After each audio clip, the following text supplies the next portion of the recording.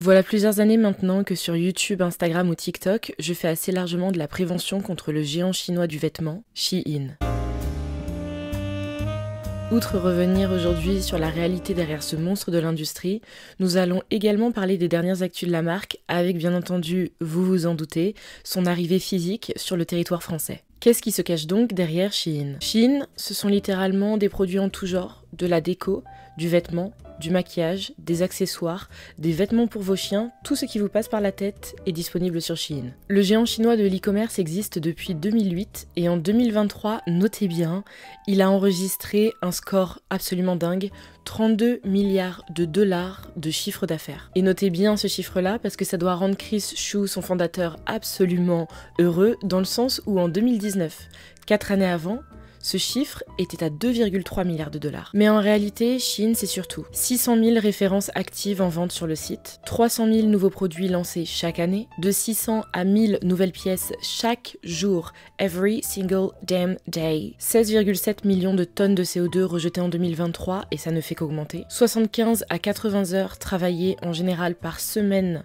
dans leurs usines et entrepôts, des shifts de 12 à 17 heures pour la grande majeure partie des travailleurs dans ces mêmes usines et entrepôts, de la présence d'enfants sur leur chaîne de travail, un salaire moyen de 4 centimes par pièce produite en usine, 40 millions d'euros d'amende en France pour pratiques commerciales douteuses et trompeuses, 1 million d'euros d'amende en Italie pour greenwashing, 150 millions d'euros d'amende en France pour non-conformité aux règles de la publicité, une mise en cause par des parlementaires américains pour travail forcé. C'est l'ensemble de ces chiffres que je viens de vous citer, aussi honteux soient-ils, qui font de Shein le seul, je répète, le seul présent dans ce que l'on appelle l'ultra fast fashion. Et c'est aussi tout ça qui situe la marque à des années-lumière devant H&M, Nike ou Zara dans la fast fashion. Parce qu'il faut vraiment différencier ces deux NAS-là. Je vous l'ai toujours expliqué. Alors, Zara, H&M, Nike et plein d'autres. Je vous ai vraiment cité 3 géants ici, mais on peut en rajouter énormément derrière. Mais ce sont les noms qui reviennent le plus, mais qui sont dans la fast fashion. C'est-à-dire qui produisent énormément, très rapidement. Mais Shein est littéralement la seule marque, la seule dans l'ultra fast fashion, parce que ce terme a été créé pour Shein, étant donné que les chiffres de ce géant de l'e-commerce écrasent de loin, mais de très loin, ce que les autres marques peuvent faire. Aujourd'hui par contre, on va prendre un tout petit peu de recul parce que loin de moi l'envie de blâmer chaque consommateur, dans la mesure où des personnes n'ont pas les moyens de pouvoir s'habiller ailleurs que chez Shein. Des personnes font du triple XS, des personnes font du 5XL, et Shein leur permet justement de pouvoir s'habiller à moindre coût, très rapidement et en suivant les trends. Vous allez me dire, on n'est pas obligé de suivre les trends, je suis tout à fait d'accord là-dessus.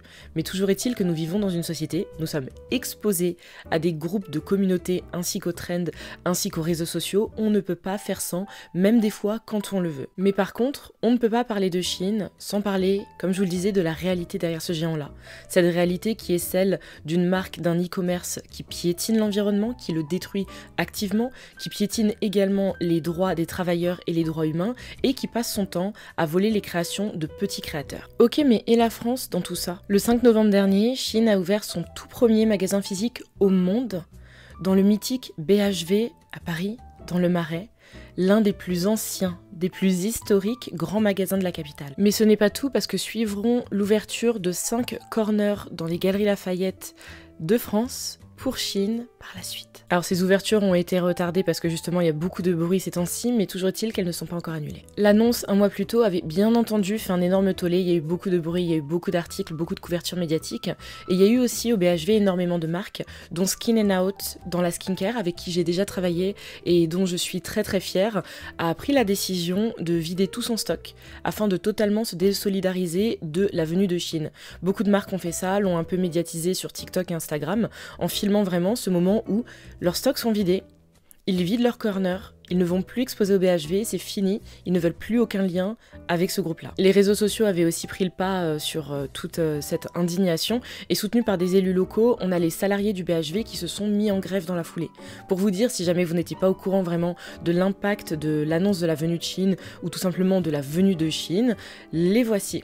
Les retombées. Mais le plus gros coup a très sûrement été porté par Disneyland qui avait annoncé, comme d'habitude il y a quelques mois, que la marque, le groupe allait en fait prendre tout un pop-up pendant les fêtes au BHV et allait décorer toutes les façades. C'est-à-dire que tout allait être brandé vraiment Disney.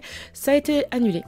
L'opération a été annulée dans la mesure où Disneyland ne veut pas être associé à Shein. Pour vous faire simple, ce sont des actions qui viennent à la suite de deux facteurs. D'un côté, on a le dégoût quant au choix de la Société des grands magasins d'accueillir Shein qui en soi décrédibilise et même salit le nom du BHV ainsi que toute l'histoire de celui-ci. Et dans un deuxième temps, on est vraiment sur du monétaire parce que la Société des grands magasins a des retards de paiement auprès de nombreux clients et le souci c'est que pour la venue de Shein, il y a énormément d'argent qui a été déboursé. Donc mettez-vous à la place en fait de ces anciens clients qui attendent un paiement, qui attendent encore une fois que leur argent arrive. Shein est en train de débarquer entre les murs. Donc déjà, je ne veux pas être associée à Shein, mais en plus de ça, c'est-à-dire que Shein est payé avant que moi je le sois, c'est hors de question. Et dites-vous également que c'est une décision qui a coûté la place du BHV au sein de la Fédération des grands magasins parisiens. C'était le 13 octobre que, je note son nom quand même, l'Union du grand commerce de centre-ville a pris la décision à l'unanimité dans son conseil de dire ciao bye bye au BHV au sein de son listing. Et oui, ce sont des décisions historiques. Mais alors je vous ai déjà fait une liste là de plein de choses chaotiques qui ont pu se produire, Disney qui met un grand coup, ça y est, on sort justement de cette fédération des grands magasins, mais c'était pas le pire. C'était pas le pire parce que quelques jours auparavant, le 5 octobre, nous avons la Banque des Territoires qui était en passe de racheter les murs, juste les murs du BHV, à hauteur de 300 millions d'euros. On est sur un chiffre qui allait juste renflouer la machine et la faire repartir, et bah c'est également désolidarisé du projet. Et ils ont bien précisé, ils ont retiré leur offre en dénonçant une rupture de confiance. Et toutes ces réactions, si jamais vous vous demandez, outre ce que je vous ai cité dans un premier temps sur Shein, elles s'expliquent assez facilement dans une simple mesure où on est dans un contexte où la France ne devait pas accélérer l'expansion de la fast fashion et de l'ultra fast fashion. Au contraire, la France était attendue pour la ralentir et des mesures réelles était attendu au tournant.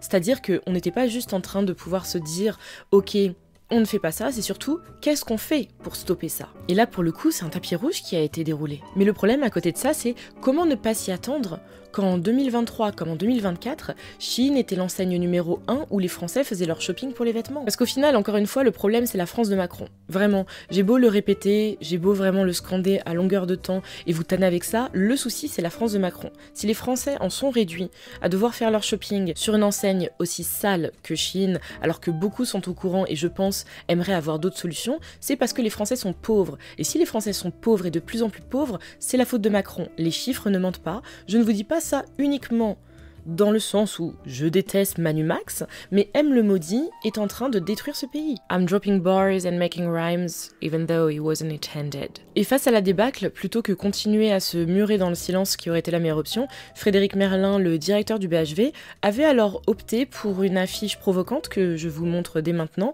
sur la devanture même du magasin, à l'angle sur la rue de Rivoli, où on le voyait avec le directeur exécutif de Shein, Donald Teng.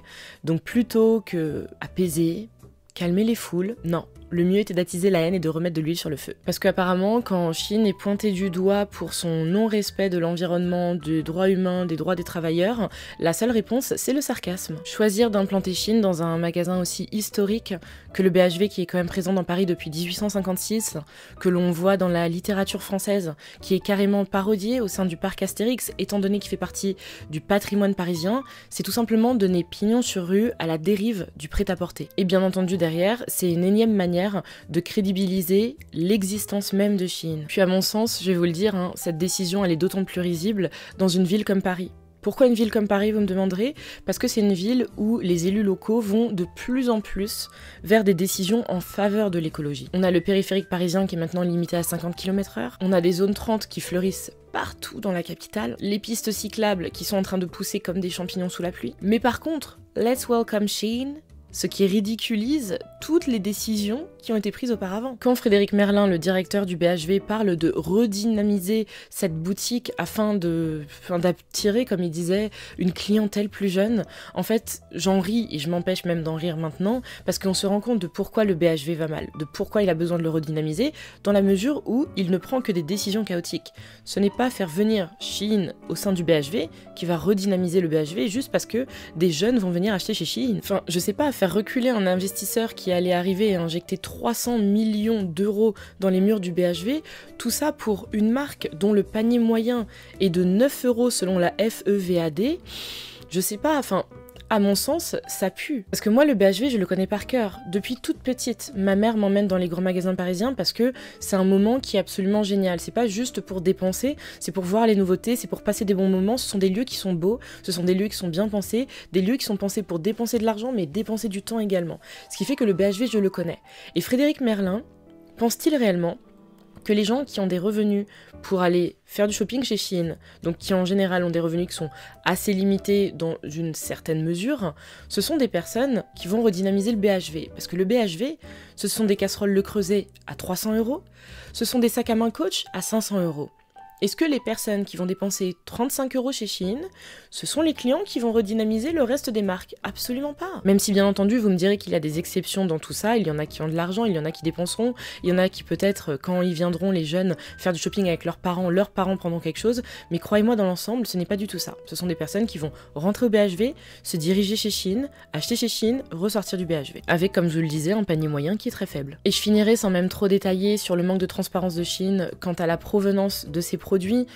Ça fait énormément de bruit depuis son arrivée en France, ce qui a carrément forcé Roland Lescure, notre ministre de l'économie, de mettre son nez dans ces affaires-là, avec aussi, vous le savez, la présence de poupées sexuelles à caractère pédophile, pédopornographique, pédocriminel, je ne sais même pas quel terme on est censé utiliser, mais ces poupées absolument immondes qui sont présentes sur le site. Non, parce que si on commence à vouloir détailler tous les problèmes de Shein, toutes les semaines il y en a des nouveaux. Et donc sur ce, je vous laisserai cogiter sur l'affaire, encore une fois, mon but n'est pas aujourd'hui de juger les consommateurs et consommatrices de Shein, mais de vous parler de la réalité derrière la marque et surtout de l'actualité de celle-ci depuis son arrivée en France. Ce n'est pas pour rien si l'ouverture des nouveaux flagships a pu être retardée et j'espère qu'elle sera annulée. Et entre-temps, si vous avez envie de plus d'infos, je vous ai mis tous les éléments de mes sources en barre d'infos, n'hésitez vraiment pas. Il y a beaucoup de choses à lire, il y a des choses à écouter également et à regarder. N'hésitez pas à y faire un tour, ça vous donnera encore plus d'éléments de réponse. Et sur ce mes poulets, je vous fais d'énormes bisous. On se donne rendez-vous très bientôt. Peace guys!